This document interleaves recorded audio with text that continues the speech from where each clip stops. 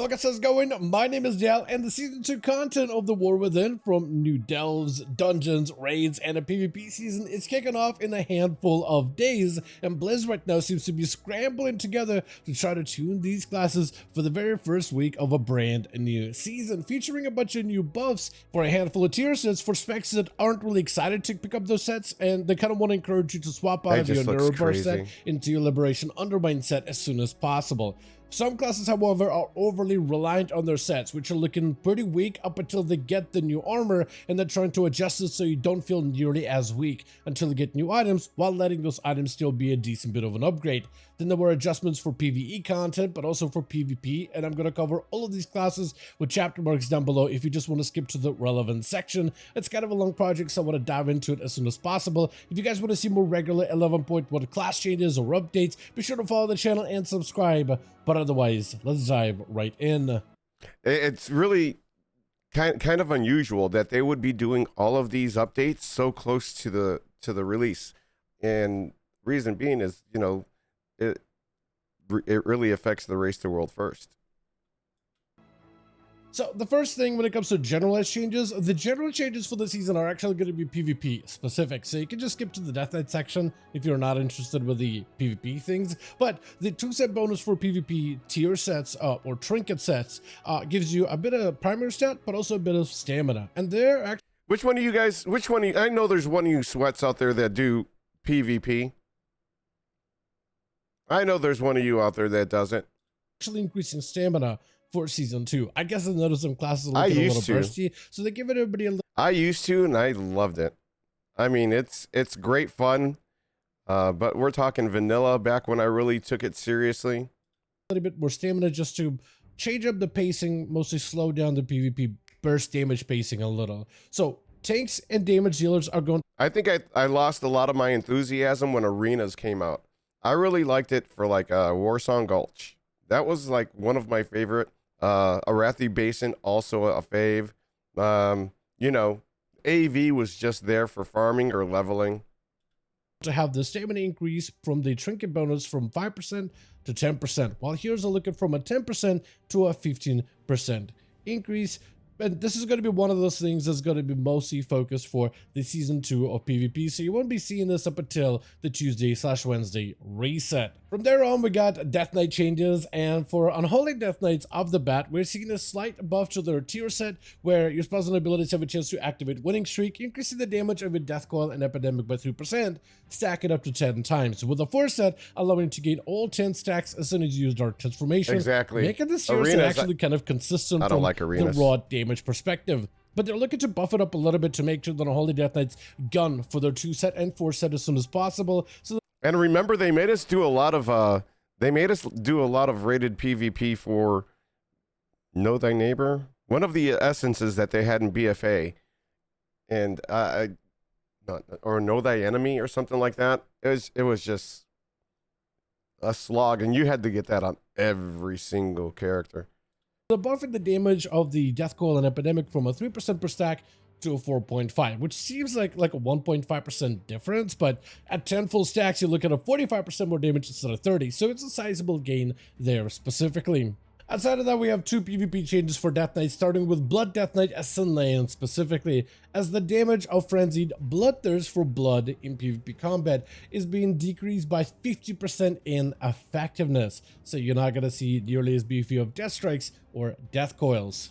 And for Frost Death Knight, their new, what some would assume is the overpowered PvP talent of Death's Cold Embrace is seeing a nerf, which a lot of players expected. With Death's Cold Embrace, Death Knight's basically going to trade in mobility, with Pillar of Frost making you practically mobile, but granting you a massive, powerful Remorseless Winter that just blasts all enemies around you, doing a ton of damage. They're reducing that damage from 750% increase down to 400, so quite a decent bit of a downgrade in terms of raw overall AoE power, which is going to put Death Knight's Frost specifically in a bit of a choice between mobility and better damage, but not as strong as it was, or potential drop in the PvP talent entirely. For Demon Hunters, we're seeing mostly some Eldraki Reaver changes, but also some tier set bonuses, with Eldraki Reaver recently becoming a very popular pick for Havoc, mostly because they took away any means necessary, replaced it with Screaming Brutality. But it's a talent that allowed things like Felskard and its fire damage, which I feel like should have been Chaos from the start. Basically, you no longer have that damage amplified by Mastery, so players swapped to Eldraki because it was just like made more sense than Felskard, but it looks like they're nerfing Eldraki a little. The Reaver's Mark, where it normally grants you 7% damage to the target, they're apparently reducing it to 6. I'm not sure if that stacking bonus of 14 is changing or not, but I assume it would be down to 12%, so they're slightly reducing Reaver's Mark by the looks of things, but they weren't really clear in the blue post exactly if they're changing both aspects, the double stacking or just the single stacking component. Also, the capstone throughout the fight, they're reducing the damage, increasing the abilities damage now by 15% rather than 20. So it's going to be a slight damage reduction for damage reduction. Reaver. Outside of that, Havoc Demon Hunter's tier set bonus, specifically the 2 set bonus, is being amped up a little bit, where the winning streak chance to activate is now increased by 25%.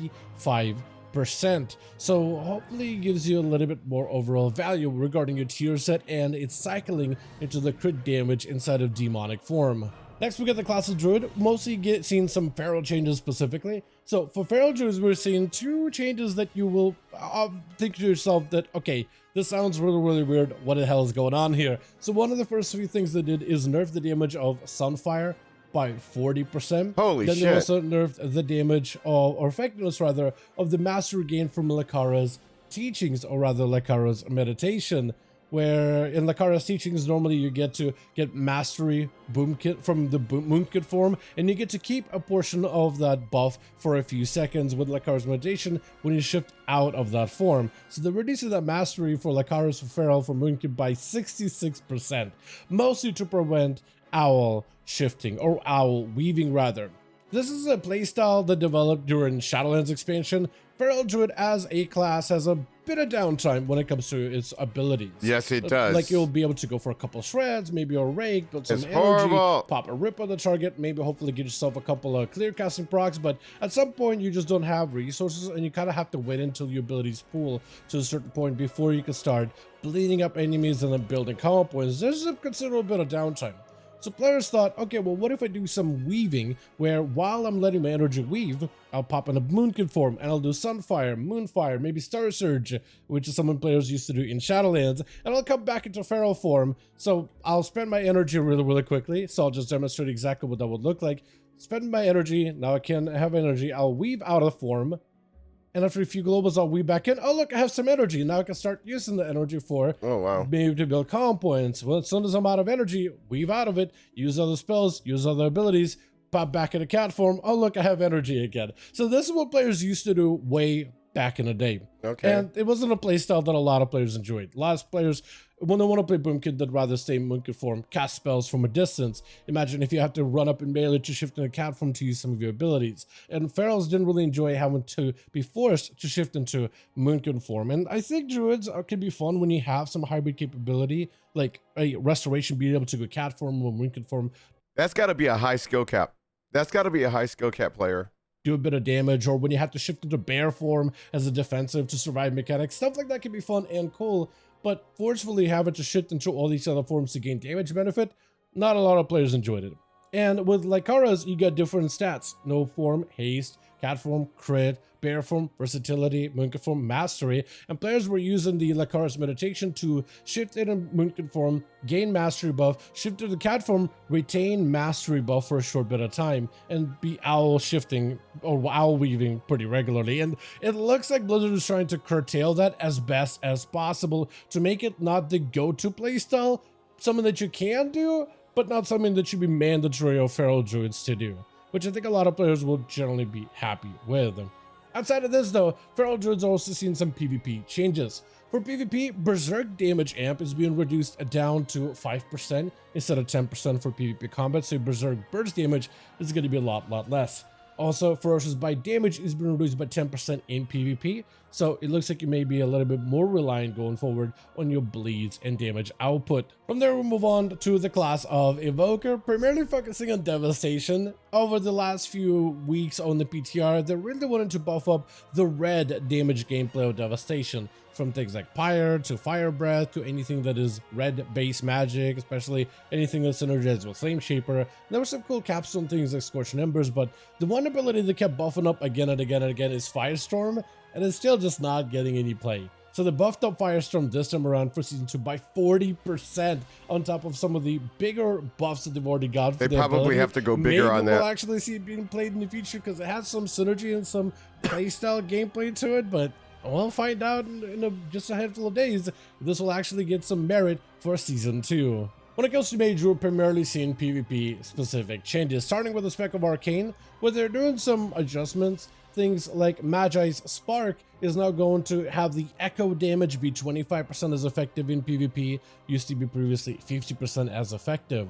So your spread cleave damage is going to be a little bit less bursty, but they are increasing the value of things like missiles, buffing that up by 12%, but also buffing the damage of barrage by 12% as well. And with some of the new towns that can amp up the damage of barrage by 50%, maybe for the amplified to 70% with Data Fragment, there can be some playability behind some big giga barrages built together with the damage of missiles. As for the spec of Frost and Fire, mostly Fire I guess, but Frost to some degree, we take a look at the new talent of Overpowered Barriers, which players have been playing with pretty regularly. It basically juices up your barriers to be 100% more effective, but only lasts for 5 seconds, with each barrier having a different effect. For Fire Mages, it allows you to reflect 100% of the damage absorbed, which we're actually going to test out in duels recently over on the EU side of the gameplay, and it was kind of wild just how much damage you could reflect back to the enemy target.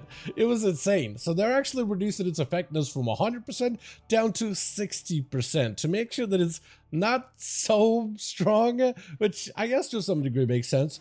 Fire Mages are hit by those, but so is Frost, because if you're playing things like Frostfire, you actually do get the other specs barrier. So they're kind of removing the value of it, also reducing it down to 60 if you're a Frost Mage, as Frostfire getting a small fire barrier that reflect damage is also not going to be as effective. Then we have the spec of Beastmaster Hunter, which I'm actually having to re-record for, because when I initially went over the changes to BM, it looks like literally a couple of minutes later, Blizzard decided to revert them and still nerf BM, but not in the same way, just completely adjust that nerf altogether. So even as you watch this video, there's a good chance when you see the Beastmaster changes, there's a good chance that they're probably coming back and revising them yet again. So this may not be accurate just because they seem to be flippy-floppy with that spec specifically. But when it comes to Beast Mastery, they're nerfing them a little bit, very similar to some of the other classes adjusting their tier set. For BM, initially they wanted to just pretty much gut the tier set 2 set bonus, but now they changed it up a little bit. The Liberation of Undermine 2P set bonus has been adjusted, where Barb Shot will now fire at 100% effectiveness instead of 200% effectiveness, not changing the proc rate of this effect. The force set also being changed as well. Both mutagen damage has been reduced by 50%. You heard it here, 5-0, which is a pretty sizable nerf, honestly, because this was a good portion of your overall damage in PTR testing, so it's a little bit unfortunate. But also, they're reducing the cooldown reduction for Bestial Wrath from the potent mutagen. Instead of by half a second, they're doing 0.25%. So yeah, even more reductions for BM. But at least they're buffing up BM by 10%. They're buffing all... That means everybody's like DPS tier lists are outdated already. I bet you. Ability damage of the spec, but also all pet damage by 10%. This is good to see, because sometimes you'll buff Beast Mastery damage, but the pet damage is just its own thing entirely, so it just doesn't work together. The fact that buffing both is at least nice. I don't know if this will be enough to make Beast Mastery feel good or still kind of weak heading into the Season 2 until you get your tier set, but it looks like they're trying to kind of like wean them off of the tier set even a little bit. That seems to be the patch, what they're trying to do with some of the other specs in the game for Season 2. But other classes that don't have a good tier set, look at the buffing instead. Beastmaster is just one of the ones on the unfortunate side, to say the least. The next class we could take a look at is the Mistweaver Monk. Well, I guess the class of Monk in general, but starting with the Mistweaver, which found itself pretty popular as a pick when it comes to PTR testing. Mistweaver, with it being a pretty strong choice, we're actually seeing its healing reduced by 4%. I'll be hard pressed to think that Mistweaver is all of a sudden not going to be good, but then dungeons or raids or they've been pretty strong so far. The tier set, however, the insurance healing, which you do get a guarantee of with your 4 set, where every renewal miss applies insurance for 6 seconds, that insurance healing does get reduced a little bit, but we'll see if exactly it makes that much of a difference for the spec heading into Season 2. Outside of this, for PvP content, Mistweavers did get a pretty cool talent of Jade Empowerment, which juices up Crackling Jade Lightning, causes it to do a ton more damage, but also this becomes a much better damage to healing conversion ability with the Ancient Teachings, where Jade Fire actually is part of the Ancient Teachings damage to healing transfer. Though in PvP, this number seems to be a little bit too high, so instead of increasing it by 2,500% after you make a Thunder Focus team, they're reducing it down to 1,250% within PvP. So basically halving the effectiveness of Crackling Jade Lightning when it's empowered by Jade Empowerment within PvP combat. And for the spec of Windwalker, a lot of players started using the new talent of Slice and Winds and found that it actually does a lot of damage within PvP. And this ability is kind of brutal, so they're actually reducing it by a little bit, only nerfing it by 20% in PvP, but also making it so Slice and Winds now fails if you try to cast it while you're rooted, so you can't just cast the ability it sets, you do need some movement in order to be able to activate it. As for Disc Priest, we've also seen PvE specific changes, starting with the talent of Lenience. By making it so that Lenience no longer stacks its damage reduction effects with multiple other priests that also apply atonement to the target. Besides this though, they also are taking a shot at Oracle, which is surprising because Oracle, unless you PvP, doesn't usually get a lot of play, although I started to see quite a bit of play in raids recently. And Oracle's Preventative Measure talent, which normally increases the damage of your Penance Smite and Holy Nova by 40%, that's actually getting reduced down to 20%. Likely to open up the ability for Disc Priest to not be forced to play Oracle in next season, because that's what it was looking like, and maybe give Voidweaver a little bit of a viable option going forward. Then we have the class of Rogue, where the spec of Assassination, while it doesn't get a lot of changes, it just receives a 4% ability damage buff, which isn't bad. Like, anybody's going to take that kind of a buff, but it's not going to be super impactful to make Assassination change its playstyle or all of a sudden start shining. But I mean, a 4% buff is a 4% buff. No one's going to say no to one of those. Which is better than what Subtlety Rogues are getting, where they're receiving a 5% nerf on the talent of Secret Technique, which PvPers may be kind of okay with it, because there's some players that don't enjoy Secret Technique in PvP, or just having to bank up that much damage into one single ability. But yeah, for PvE, not ideal, but they're also capping their tier set a little bit, which initially proved to be a very strong one, and they saw some nerfs in there originally, but now they're also reducing the winning streak stacks to no longer stack to 10% or 10 times, but rather to 8 times. So 2% damage increase for Black Powder, Secret Technique, Eviscerate. Instead of stacking 10 times, only 8, so a slight damage reduction there. Then we got some changes for the class of Shaman, primarily focusing on Elemental and Enhancement. For Elemental, looks like they're trying to tune down their tier set a little bit, but give them a bit more baseline damage. Starting with a 2 set, where it summons your Elemental now for 6 seconds instead of 8 seconds during the jackpot effect, and they're also decreasing the frequency of Elemental spells. See, I'm still not until we see it. These tier sets with the jackpot and everything. I need to see if they're going to work, if it's going to be beneficial. I mean, I don't know what to say. They're just not overwhelmingly positive on a lot of them. Elemental abilities proccing that jackpot natively. Also, the 4 set, the damage bonus for Lightning Bolt, Chain Lightning, and Tempest, however, as well as Lava Burst, is being increased to 30% rather than 20%, so you're receiving a bit more damage, but not as many procs for your 2 set. Also, certain talents, interactions with your tier sets are no longer going to be a thing, like deeply rooted Sassy, elements thank you. no longer activate your 2 set or your 4 set bonus. Also, the Echo of Elementals, when you summon a Mini Storm or a Mini Fire Ellie, when you summon those, it no longer causes a jackpot specifically. Jackpot is supposed to activate. Are any of you going to try Shaman, Elemental, or Enhancement, or Resto? I think they're going to be... I believe all 3 specs are going to be just awesome. Awesome. When you use your real Elemental, hey, Carrie. not the mini one, but the mini one was also getting the buff, so they no longer refresh the buff or apply the buff when they appear. However, the damage of Elemental is being amplified by 5% all across the board for all of the base abilities, so at least that's a nice bit of bonus. Then we have a Handsome Shaman, where there's a lot of things going on all at once. They're nerfing a bunch of things, not just their current tier set, or adjusting it rather, but also even the old tier set from Nerfs Palace. The 4 set now reads, it now has a 20% chance to summon an extra spirit when talented into flowing spirits. So normally activating Feral Spirit grants you an extra spirit, but when you're talented into passive spirits, it didn't really do anything for you specifically, but now it's actually just going to increase the chances of flowing spirits proccing. And the basic version of flowing spirits will now have a 6% chance to summon. Yeah, I have one. And he's on deck. I wasn't able to get a bunch of gear for the shaman, but I did enjoy playing. I was playing as enhancement. I really think I need to start learning how to play a lot of the range classes, such as Boomkin or Elemental, maybe even Mage, Warlock, because I already have a Beast Mastery Hunter.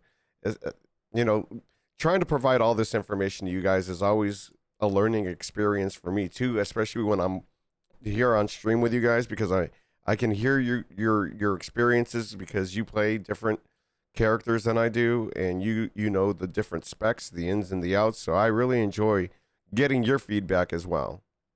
A feral spirit, but can now summon. That's probably why I'm so quiet, because I'm just trying to absorb what he's giving to us and then try and process it in my brain.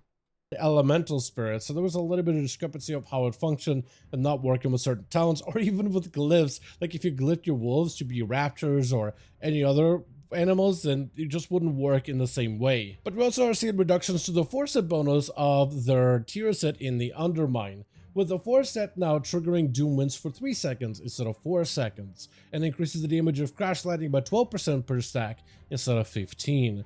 That means Big Papa D might come out and make a show in there, Heisen. Upon release tomorrow,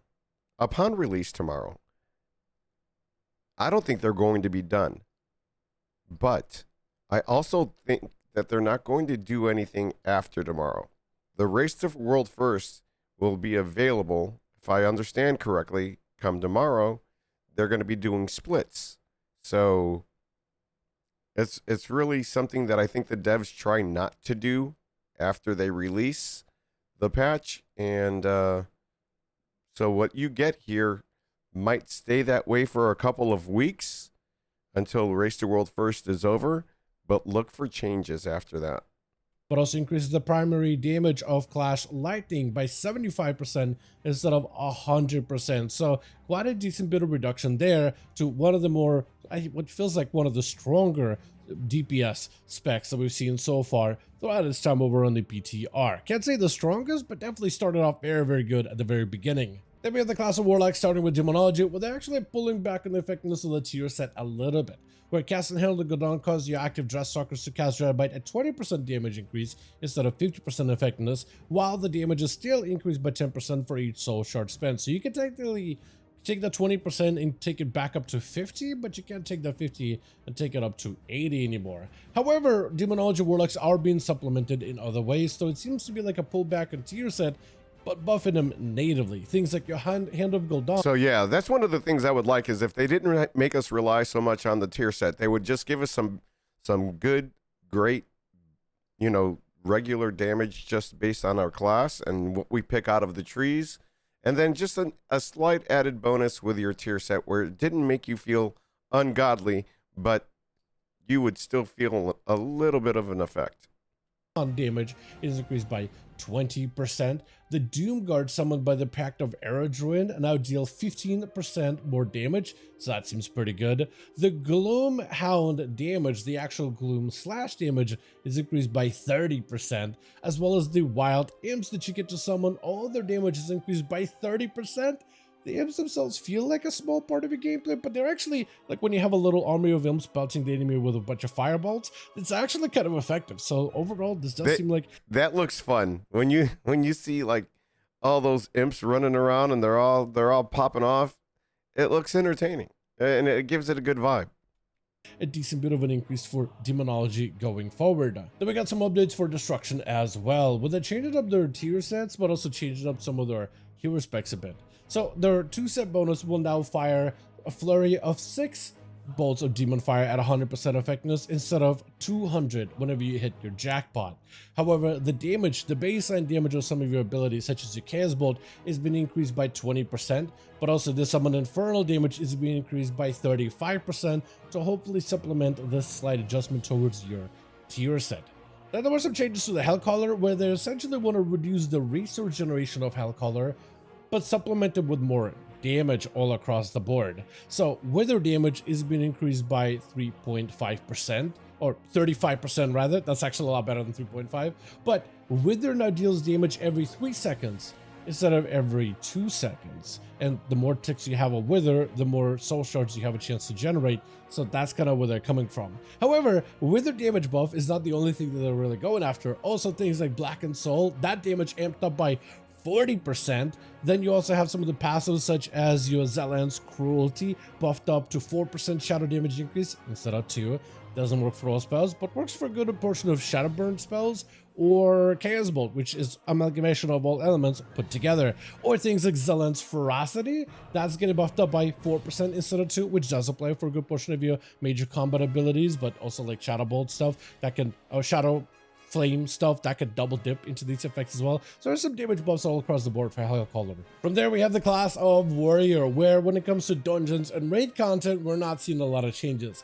All we're seeing is a slight reduction for Arms Warriors, where I'm on Spec of Fury apparently, but Arms Warriors are going to see their execute damage nerfed by 15%, and that's about it. Mortal Strikes is still going to be slapping for quite a bit, and I assume that Colossus is still going to be a very, very strong playstyle, but yeah, execute damage reduced by 15%, so it's a very, very slight adjustment. But for PvP, Arms, Fury, and even Protection are seeing a number of changes. Arms Mortal Strike in PvP, at least for raids and dungeons, escapes nerfs, but for PvP, it is on a chop and block, with its damage reduced by roughly 25%. Execute damage, however, while nerfed for PvP, buffed in PvP, buffed up by 20%. And Demolish, which is a playstyle of Colossus, which is very popular for PvP content, that damage, the final hit of Demolish, the hardest hitting ability of that whole animation, that has been reduced by 30% in effectiveness, so a little bit less of a punch at the end of your full-on Demolish. With the Spec of Fury, we're seeing a few changes. One, Rampage damage is being downgraded by 15%, but also the damage of your Blade Storm also being downgraded by 15% as well. And finally, for the Spec of Protection, we're actually seeing nerfs all across the board. One of the things Protection Warriors can do pretty well is do some real serious execute damage, especially as a Spec of Colossus, and combining together with things like Sudden Death, but also there's other talents that you can combine in there together, such as Juggernaut, for instance. So in PvP, Prot Warrior can actually do heaps of damage, and they're nerfing the execute damage by 20%. But also, they're nerfing all damage of Prot Warrior on top of that by 15. So execute minus 20, and then on top of that, nerf everything again by 15%. So Protection Warriors took a bit of a hit this time around. That But as makes always, no sense. I want to thank all of you guys so much for watching, and I hope you guys did enjoy this update. If you did enjoy it or found it informative, Yeah, dude, like that's very crazy. much appreciated. If you want to keep up with all the newest Thank you, changes, as soon as they Dalaran, appear for that level info. join our Discord, probably the best Hope- place to discuss these changes. I as hope- they I appear. hope- Also, let me know your thoughts in the comments. I hope they down still below. are viable. And as I mean, always, I'll see all of you guys in the next one. what a shame. What a shame. I really hope they could do something to help that class, because we need them in our life. Oh my God. We need them in our life. So if you guys like that video, I will go ahead and I'll link that in the comments, and then I'll also like and subscribe. Hopefully you guys like you guys like the changes that they just did. I didn't hear very much positivity in all of that. That's a shame. Really is.